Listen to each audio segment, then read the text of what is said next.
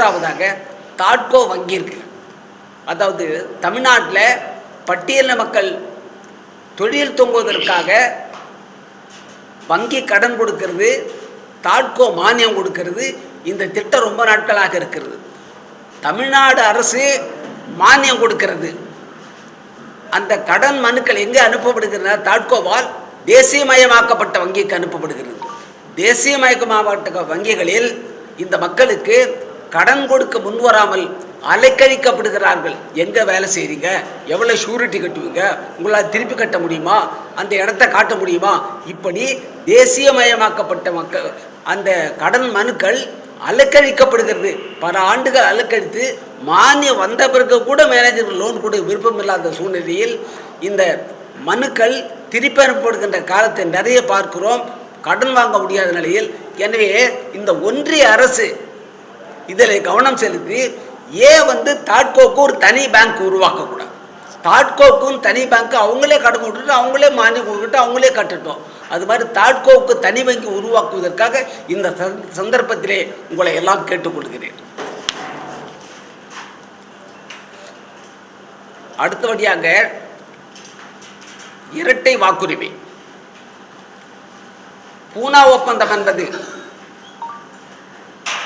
Doctor Ambedkar அவர்களுக்கும் மகாத்மா காந்திஜி அவர்களுக்கும் 1931ஆம் ஆண்டு வட்டமேஜை மாநாட்டின் போது ஆங்கிலேயர்கள் கொடுத்தது இரட்டை வாக்குரிமை பட்டியலின மக்களுக்கு. அதாவது ஒரு தொகுதியில் 2 வேட்பாளர் இருப்பாங்க. ஒருத்தர் ஜெனரல் கேண்டிடேட், இன்னொருத்தர் எஸ்சி கேண்டிடேட். 2 பேர் நிற்பாங்க. 2 பேருக்கு எஸ்சி மட்டும் ஓட்டு போடணும். ஜென்ரலாக ஒருத்தர் ஓட்டு போடணும், ஒரு எம்எல்ஏ எம்பியோ. எஸ்சி மட்டும் அவங்க மக்களை அவங்க தேர்ந்தெடுத்திருப்பாங்க. அதை அன்றைய தினம் காந்திஜி அவர்கள் மறுத்து மராட்டிய மாநிலம் பூனாவில் உள்ள இரவாடா சிறையில் உண்ணாவிரதம் இருந்த காரணத்தினால் அதை தடுத்து இன்றைக்கு இருக்கிற இடஒதுக்கீடு வந்திருக்கிறது. இப்போது அமலில் இருக்கிற இடஒதுக்கீடு வந்திருக்கிறது. இந்த இடஒதுக்கீடு தான் பயன்படலன்னு உங்களுக்கு சொன்னேன்.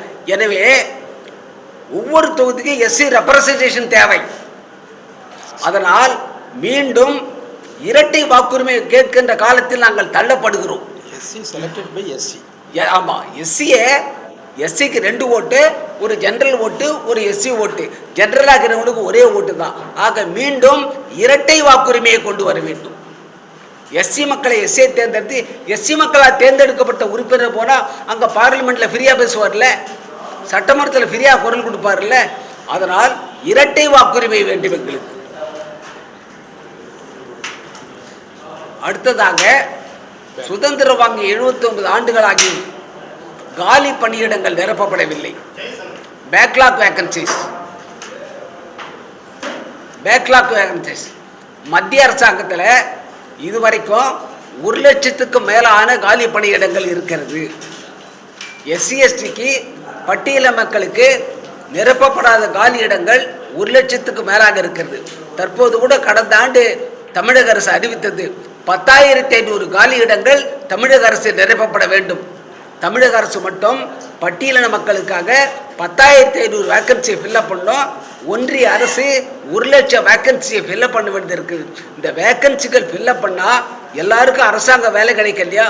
அரசு வேலை கிடைக்காம இந்த மக்களை படிக்க விடாமல் ஒரு காலத்தில் இருந்து பாருங்க, படிக்கக்கூடாது, சொத்து கேட்கக்கூடாது, உரிமை மறுக்கப்பட்டதோ அந்த உரிமை மீண்டும் மறுக்கப்படுகிறது என்பதனால் நாங்கள் உங்கள் மூலமாக இந்த ஒன்றிய அரசையும் மாநில அரசையும் வலியுறுத்துகிறோம். எனவே பேக்லாக் என்கிற காலி பணியிடங்களை உடனடியாக நிரப்ப வேண்டும் என்று இந்த சந்தர்ப்பத்திலே கேட்டுக்கொள்கிறோம். அடுத்தது தூய்மை பணியாளர்கள். சென்னை மாநகராட்சி முன்னாலே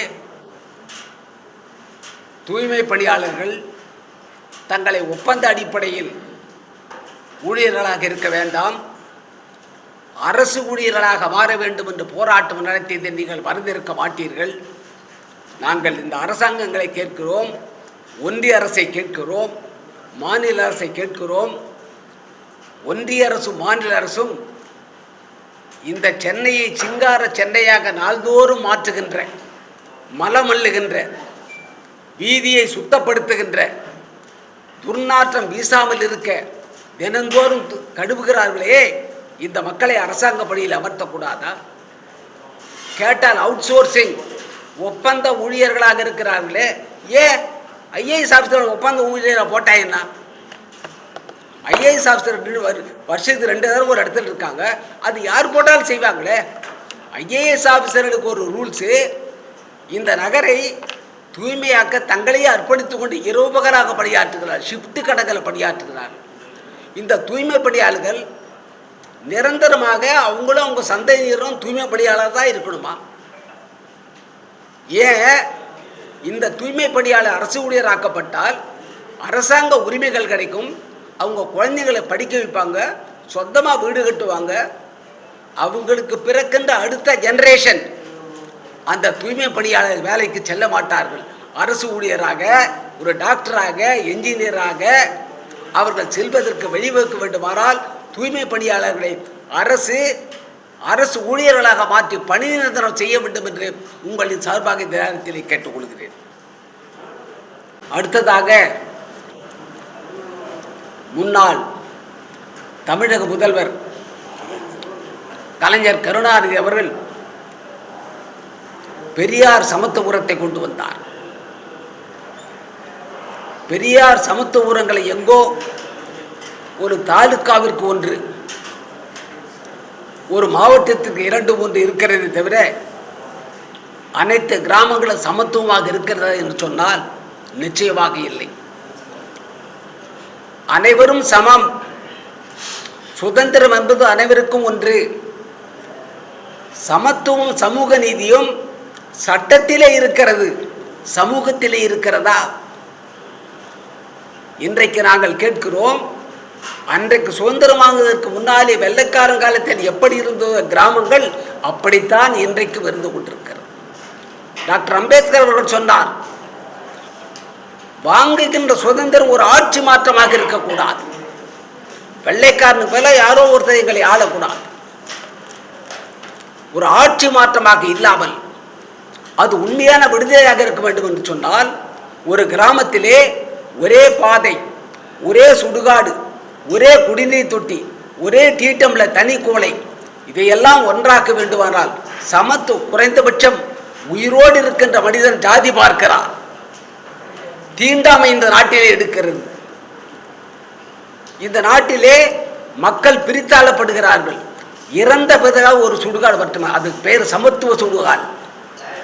அனைத்து கிராமங்கள் தோறும் இன்றைக்கு தமிழகத்தில் இதை நடைமுறைப்படுத்த அன்றைக்கு கலைஞர் முயற்சித்தார். பெரியார் சமத்துவத்தை கொண்டு வந்தார். இன்றைக்கு இருக்கிற நம்முடைய மாண்புமிகு முதல்வர்கள் மனது வைத்து சமத்துவ சுடுகாடு என்று அறிவித்தால் மட்டும் போதாது, அதை நடைமுறைப்படுத்துகின்ற கிராமங்களுக்கு ஊக்கத்தொகையாக பரிசு வழங்க வேண்டும். அந்த கிராம தலைவருக்கு முக்கியத்துவம் கொடுக்கின்ற வகையில் செய்தால் அந்த கிராமத்தில் தேர்ந்தெடுக்கப்படுகின்ற பஞ்சாயத்து தலைவர் அவர்கள் இன்றைக்கு ஒரே சுடுகாட்டை கொண்டு வருவார்கள்.